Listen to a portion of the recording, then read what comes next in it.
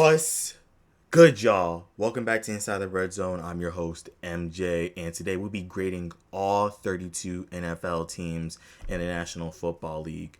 Uh, there's been a lot of shocking, a lot of interesting things that have happened within this past month of the National Football League. A lot of disappointing teams, a lot of teams that we did not see being this good. Colts that we did not see being this good the first month of the NFL season. So today we'll just be grading all NFL teams that based on how they looked the past month. And so let's get into it. The first team we got on deck, reigning MVP Josh Allen, 3-0 with the Bills. I just first of all shout out to Coach Sean McDermott for getting this team right, getting them right for this past week. Thursday night in Buffalo against Miami. Shout out them getting that good win, hard fought divisional win. And at first it looked like it was going to be a close game at the end of that first half, but then that defense stepped up with Joey Bosa in them boys. All of them showed up with Tre'Davious White. All of them started covering, taking care of Tyreek Hill and Jalen Waddle. Taking care of Tua, making sure Tua got out of the pocket and had to throw on the run, not keeping him in the pocket. Shout out that defense. And then shout out James Cook. James Cook is on a torrent this season. He has a point to prove this season, whereas I'm in the top 5. You guys keep putting me outside of top 5. I am a top 5 running back. Shout out James Cook. He's on pace to get at least 1,000 yards this season with the Buffalo Bills and that tangent of an offense. And then shout out that quarterback Josh Allen. Josh Allen spreading the ball out as one of the best QBs in the NFL. Not one, probably the best QB in the NFL this season. Not even because he's just reigning MVP, just because of his work ethic, his attitude towards the team. Not even just his stat padding himself, but doing whatever it means and doing whatever it takes to win. So right now, I give the Buffalo Bills a solid A+ as the beginning of the season progresses. I give them a solid A+. Top to bottom, A+ offense, defense. So shout out Matt Prater as well for that game-winning field goal they had against the Baltimore Ravens week 1. What a game that was. The Cardinals. The Cardinals are somewhat iffy only because you look at their schedule and it's just like, okay, you're 2-1, but where is that solidification type of win? Granted, it's still early in the season. I understand that. It's still early. All that things got to take in consideration. You look at the teams that they play. They played 49ers this past week, lost by a field goal. You look at the Panthers and then look at the Saints, whereas those two teams are either getting ready for next year's draft or trying to make a playoff push or trying in some facet to get some wins, some solidifying wins on the season. You look at the Cardinals and who they have. You obviously have Kyler Murray. You have Marvin Harrison Jr. Unfortunately, James Conner just got injured this past Sunday, but unfortunately is out for the rest of the season. So that kind of sucks for them. Their defense is young. That's a good thing. Their defense is young. Their defense is getting after the ball on every down, making it harder for teams to score. If you want to get that first down, you definitely got to earn it against that defense, and it's young as well, so definitely has potential. So honestly, for the Cards, I'd give them at least a B at best, a B- because of this first of all the record as well. Next team, the Atlanta Falcons. Oof. So the Atlanta Falcons with Michael Penix as the starting quarterback did not look good this past Sunday against the Carolina Panthers. Like, what they do? And for example, that Falcons team did not look like the Falcons team that faced JJ McCarthy last Sunday night. And that defense pressured JJ McCarthy, but you did not see any slight of that against Bryce Young and that offense. You saw that wide receiver. I just want to say right now, you guys, that his name is Territola McMillan, not Trent. Forgive me. Like you saw a lot of opportunities that Bryce Young had, took advantage of those opportunities, and then delivered the ball as best as he could. Bryce Young was over here balling against the Atlanta defense like it made no sense. So Atlanta, y'all are 1-2 right now, so I'll give y'all a C Yeah, at best a C. I'll definitely give y'all a C after these past 3 games. Like I said, the Atlanta I had Atlanta going as a 7th seed to the playoffs this season. I had 2 NFC South teams, in which we'll get into the other NFC South team going. I believe that is going to make a playoff push and give the Eagles and the Packers a run for their money at the end of the season. So let's go to that next team. Like I said, Atlanta Falcons, give them a C. Uh, the Saints. This was not the other team I have going to the playoffs. Yeah, get ready for the next season. Keep it point blank and simple. Only good thing that is coming out of that team is Jawan Johnson, that rookie tight end, and Alvin Kamara. Obviously, Alvin Kamara, he's gonna get his touches at the end of the day. But if I'm the Saints, I'm looking to the 2026 NFL draft in Pittsburgh. That I honestly, the grade I gave y'all is an F. 0-3. Got blown out, might I add. 35-3, might have been 35-3 at the end of the first half against Seattle, but it's the Saints. So what you gonna do about that? And I don't mean to bash Mr. Breeze, Mr. Drew Brees, Hall of Famer, Super Bowl champion, but scoring 24 plus points a game with this offense is not going to be sufficient to win NFL games this season, sir. I give him about maybe 30. So, like I said, much love, much respect to you, Drew Brees, Hall of Famer, Super Bowl champion. Much love to you, but they gotta score at least 30. The Panthers, like I said, the team that who shut out the Atlanta Falcons, might I add, who shut out the Atlanta Falcons to 30-0. That defense was on a tear, trying to stop Bijan Robinson, Drake London, Kyle Pitts, Darnell Mooney. Just did everything within their power to stop that defense. That defense, when it's solid, is a solid defense when it decides to be. Bryce Young, after week 2, I kind of told myself that the Bryce Young project looks like it's over. It looks like you need to do the same thing that y'all had planned before y'all decided to bench him for Andy Dalton, and then came back and started putting up Alabama Bryce Young numbers. Honestly, if he doesn't get anything going, because yeah, it was a key divisional win, 1-0 within the division now. Key divisional win. So honestly, I would put the Panthers, to how I rate the Panthers, I'll give them a C minus. I'll give them a C, because them 2 losses as well. Bryce Young did not look like himself. So I'll give them the Panthers a C minus. Now the Vikings. Holy crap. Isaiah Rodgers. Who gave you what medicine Sunday afternoon? We all thought, even though it was a backup quarterback against backup quarterback, even though J.J. McCarthy and Joe Burrow, and wishing them both best of luck on their injuries right now, wishing them nothing but the best, because toe turf and then ribs are kind of crazy. I believe it was ribs. I'm not gonna lie to you. I'll double check that. Honestly, I expected this to be as low scoring as it possibly could be. But my word, that Vikings defense, and I see why everybody was gunning for them in NFL fantasy. Lord have mercy. That Vikings defense, Isaiah Rodgers was on a torrent. He did not only have a pick 6, but he had a fumble recovery for 6 at the end of the first half. And I think that's what they said on the broadcast on CBS. They said not one player has ever done that ever. Returned a fumble recovery for a touchdown and returned a interception for a touchdown. He did that all in the first half.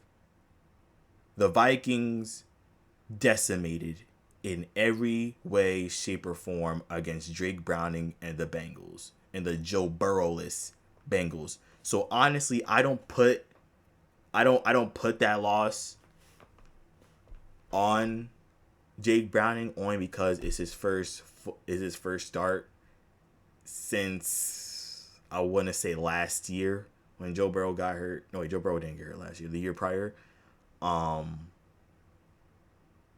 got to do more research on that. Make sure Joe Burrow didn't get hurt last year. He probably didn't, not going to lie, because he had an MVP caliber year last year and he couldn't get hurt. He couldn't afford that. All I gotta say about the Vikings, man, that was a statement towards the rest of the NFL. And Carson Wentz, Carson Wentz, he looked like Philadelphia 2017 self, passing it to just Jay Jettas, Jalen Naylor, getting all them boys going. It was something to lo and behold for Carson Wentz. So shout out to the big win, huge win against the Bengals, 48-3, I believe the score was. Huge win on at home because of last week, especially against the Falcons. So huge win for them as they go up second in the NFC North. So I grade them a B. I give them a B plus. Yeah, B plus, very solid. Now the team that obviously y'all see, I'm a Cowboys fan. I'm not gonna get in too much into this. I'm gonna just say Matt Eberflus. When I get to the Dallas Cowboys and their grading, I have some words. I have some choice words for you, Matt Eberflus. I have some choice words for you, sir. But Romo Dunze, DJ Moore, Caleb Williams beat the lights out of us on Sunday. Granted, the Cowboys defense is terrible as it is, and I'm gonna get into that literally with my next team. Caleb Williams looked like that Ben Johnson offense looked like back in Detroit. That was the Ben Johnson from Detroit. Because Ben Johnson even said that they're just trying to rack up wins right now. They'll figure out who they are in December. The team that he knows that they can beat will be there in December. So honestly, I believe in Ben Johnson. I've seen what Ben Johnson has done with the Detroit Lions, and I honestly believe that they have a shot. They honestly have a shot at making a run in the NFC North, making a playoff push. But I think they're gonna miss the playoffs by barely, just barely.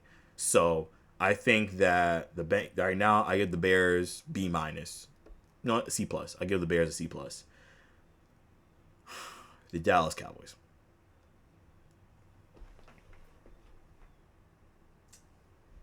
Matt Eberflus, you work for the CIA. I can't prove it. I have no proof of it right now, but you work for the CIA. Point blank period. I don't know what else to say. I don't know what else to point out. But what in God's name was that on Sunday? What was that? Trayvon Diggs getting burnt by DJ Moore on a street route?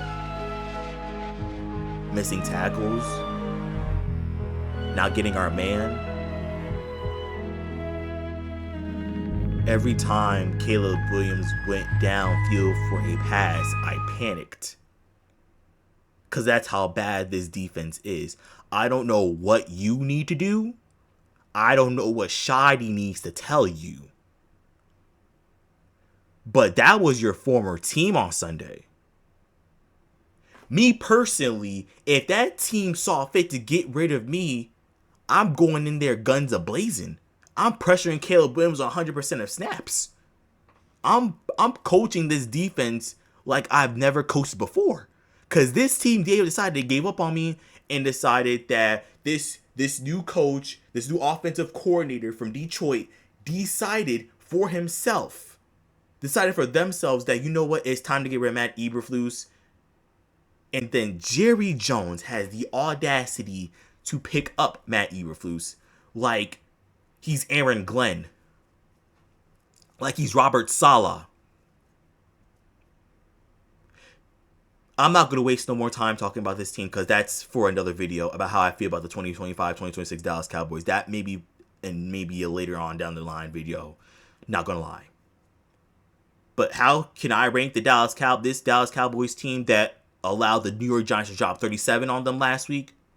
And then all of a sudden the Kansas City Chiefs held them down to, 9 points on Sunday night?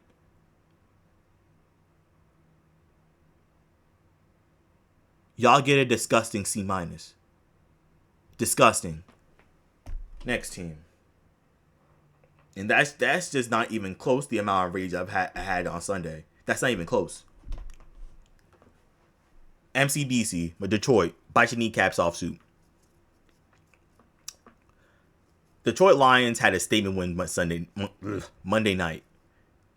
Monday night was their night. Lamar Jackson and them could have won. I had the Ravens winning. I had the Ravens winning.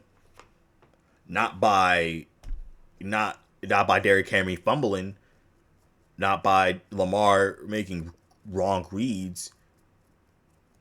Honestly, it wasn't even Lamar. It was coaching. That's my personal thing. Y'all might get on me for that, but it was coaching Sunday night.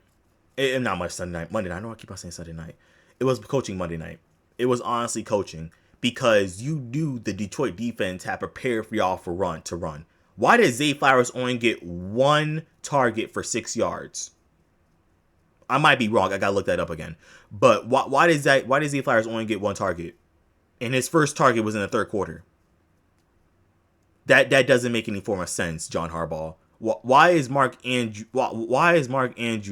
and shout out him, because the mental toughness this dude has to come back after what happened the end of last season for him. Shout out dude in his mental toughness. Shout out him. But why is Zay Flowers just getting one target when Zay Flowers went crazy last week? Why?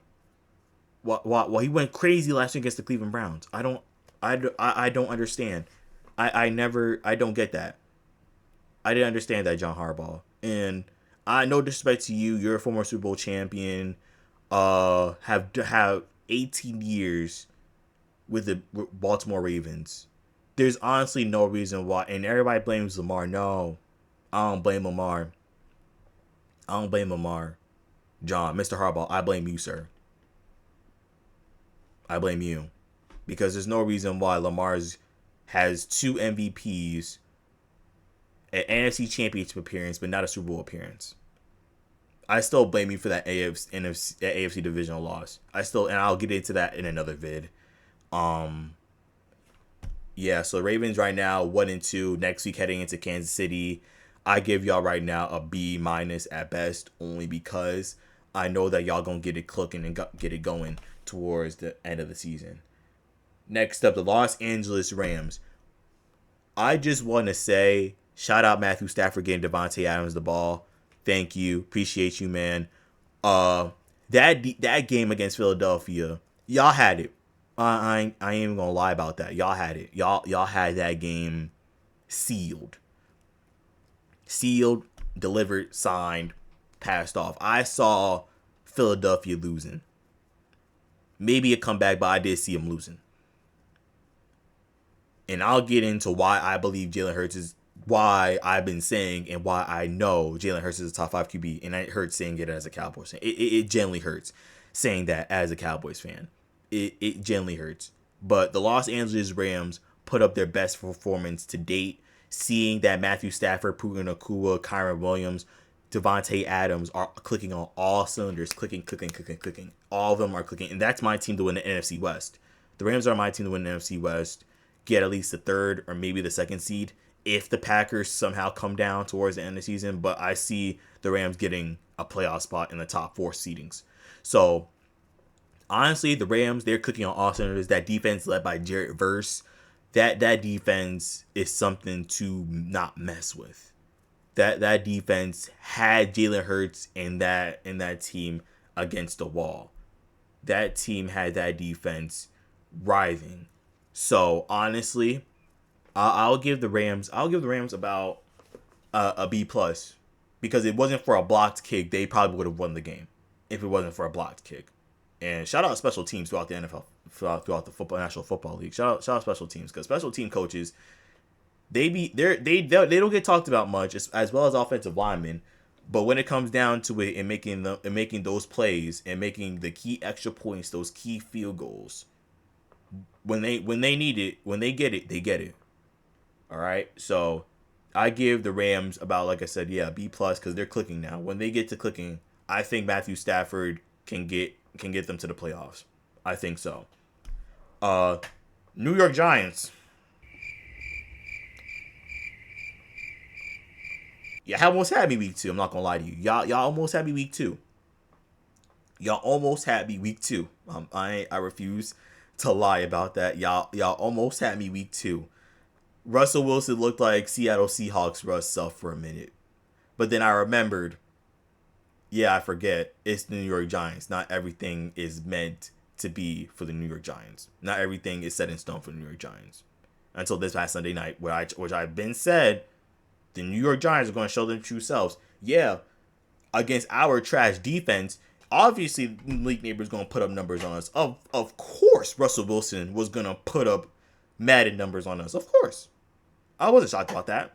Of course they were. I'm not going to shy away from that fact that Russell Wilson was going to put up numbers on our defense because our defense is god-awful. They didn't do that against the Commanders week 1. Commanders have a solid defense. We don't. So you're gonna put up 37 points on our defense because our safeties are terrible, our linebackers don't know how to tackle, and our defensive line can't pressure the quarterback. We've only had 3 sacks and it's been 4 games, maybe more, but about maybe 2 or 3 more, and it's been the first 3 games of the season. So no, nah, Giants say all that right now. But according to Adam Schefter, Jackson Dart is starting against the Chargers on Sunday at home at 1 p.m. So hopefully they can get something going with Jackson Dart. All I've heard was good things about Jackson Dart. According to a lot of Giants players, all I've heard is good things. All I've heard was this dude can ball. This dude's a baller. That's all I've heard. So hopefully it comes to fruition Sunday. So honestly, right now, I give the Giants a D. If it wasn't for that performance week 2, they'll be at an F. So I'm very fair. The Philadelphia Eagles, in which I'm going to get into a small part of reason why I believe Jalen Hurts is a top 5 QB. So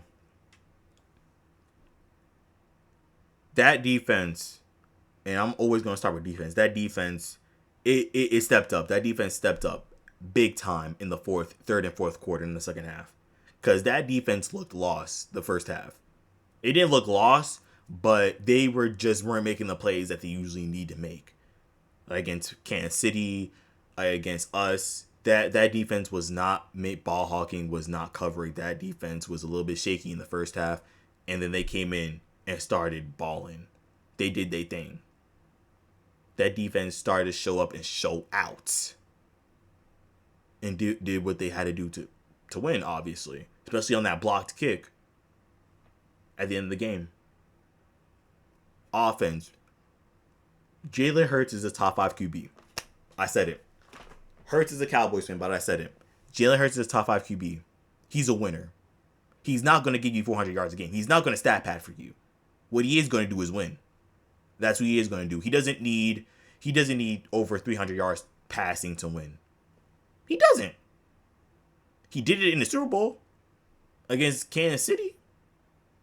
But he doesn't need if it does require him to throw over 300 yards, he's not going to do it. Everybody says, "Oh, so and so's a top 5 quarterback," until it's time to be a top 5 quarterback against Jalen Hurts. Jalen Hurts proved it time and time again. He's a winner. He's going to win for you at the end of the day. And that's what he did on Sunday. Running game wasn't working? Okay, fine. Screenplay wasn't working? Okay, fine. Passing the ball, Saquon Barkley? Okay, fine. And then when he decides to fling that ball, boy, does he fling that ball. Devontae Smith, A.J. Brown, Dallas Goedert, Jahan Dotson. When it's time for Jalen Hurts to win a ball game, he's going to go in there and win a ball game. Now, granted, we all feel how we feel about the touch push. Me personally, I think it slows the game down a tad bit. But shout out to the referees that calling the touch push tight. Because a lot of people have been, and I wish I knew it for a minute that a lot of offsides were happening during the touch push. But my overall opinion, does it slow down the game? Yes. If you can't beat it, I don't know why you're complaining for. If you can't beat it, then try something. Because the touch push ain't going nowhere. They might revisit it at the conference next year in March. But if you can't stop it, I don't know what else to tell you. As an NFL team, I don't know what else to tell you. So I give the Philadelphia Eagles A as far as the season goes. They get a solid A performance wise. Obviously, they barely beat us, and I have my reasons as to why they beat us week 1, but I'm not going to disclose that. That's for another video. They took care of Kansas City and Kansas City. Took care of LA in a hard fought heavyweight boxing match. A so far for me. A so far for me. Now the 49ers. I'm shocked about everybody on that team is basically injured against CMC. Again, I'm shocked. Let me rephrase that. I'm shocked that every other person aside from Christian McCaffrey is not hurt. I mean, is hurt. I'm shocked. CMC in week 4 is not hurt. George Kittle out, hurt. Brock Purdy out, hurt. Nick Bosa out for the season. CMC is not injured, and that has shocked me. Shout out. I wish nothing but the best for CMC, but how injury ridden, how injury prone bro has been, it has been insane. Excuse me. It's crazy how bro has not gotten injured, and it's only the 4th week of season. Obviously, I don't wish any ill health on anybody, but if there's risks when you do fantasy football, and let's just say drafting Christian McCaffrey is a risk. Let's just say that. Let's just put that in terms. Let's just say that. So 49ers have had a few statement wins. Obviously coming past this past Sunday against the Cardinals and then the Saints in the week prior. Yeah, the Saints the week prior. So honestly, and then Seahawks for week 1, obviously. So for me, honestly, I'll put the 49ers only I'll give them a fair shot, B+. Because I've seen what Kyle Shanahan has done without Brock Purdy. I've seen what he's done without George Kittle. And Brandon Ayuk should be coming back sometime soon from his injury from last season. So honestly, I'll put the 49ers at B+. I'll give them a B+. It's not that bad. They're doing good. They balling. They balling still with Christian McCaffrey still leading the offense. So next team, the Buccaneers. I'm in awe of this new Baker Mayfield. This Baker Mayfield, ever since he stepped foot in Tampa Bay, has been legit. This dude has been leading the offense. This dude has been leading the entire team. He even told Almeka Ibuka, "Don't disrespect one of my passes," because he threw him a ball and he caught it one-handed on Sauce Gardner. Baker Mayfield's leading this team to the playoffs. That's why I have this Baker Mayfield is leading this team to the playoffs. They're 3-0 right now. Shout out them. I think they're gonna make this NFC conference is going to be competitive once it comes playoff time. Once it gets to playoff time, because I honestly believe that the NFC is open. The NFC is open to any team, as well as the AFC. And I'll get into that later when I get to the Chiefs. I honestly believe the NFC is wide open to anybody. I think the Packers can get it. I think the Philadelphia Eagles can get it. I think the Detroit Lions can get it. It's anybody's taking at this point. Anybody can reach up and grab that NFC championship game. Anybody can grab it. The Commanders can get it because that's a sleeper. Nobody, because ever since JD5 got injured, a lot of people have been counting out the Commanders. I'm not counting out the Commanders because the Commanders can sneak up on you. They can sneak up on you. So I think honestly, that it's anybody's game in the NFC. Anybody's game. If whoever wants it, have it. Just like AJ Brown said, that Lombardi ain't loyal to nobody. So it's same thing with the NFC title. It can come down to anybody's game. It can come down to it. So yeah, I give the Bucks, I give them an A. Shout out their head coach, Todd Bowles, taking that team post Tom Brady era into the future. Because I can tell you right now, including, I'm not even going to say everybody because I was thinking this. I thought they were going to be in a rebuilding phase. I'm sorry. I doubted you, Mr. Baker Mayfield. I apologize. I apologize, sir. Forgive me for doubting your game. Forgive me. And shout out to you because you have grown so much in this league because everybody counted you out. Everybody pushed you to the side from Carolina to LA. I won't say LA because you did have that game-winning drive on that Thursday night against the Raiders. Cleveland, all those other teams counted you out. Buccaneers brought you in as one of their own, and then you just started shining. But also, I actually forgot to mention this. Mike Evans, get better, man. Because he's had a history of hamstring injuries and he's going to be out for a minute. So, Mike Evans, he's done. He's out for a minute because of that hamstring injury. So, thankfully, they have Chris Godwin coming back probably this week. So, we're just waiting to hear on Adam Schefter or Ian Rappaport what they got to say about that. So shout out, like I said, shout out to Tampa Bay Buccaneers. Shout out that defense. Shout out that O-line. Shout out that D-line, obviously led by Vita Vea. Shout out that entire Buccaneers led team. So yeah. What's going on, y'all? It's your boy MJ. So I just got done editing this video. This is the end of the video. I just want to say this is just a part one vid, as y'all see in the caption down below.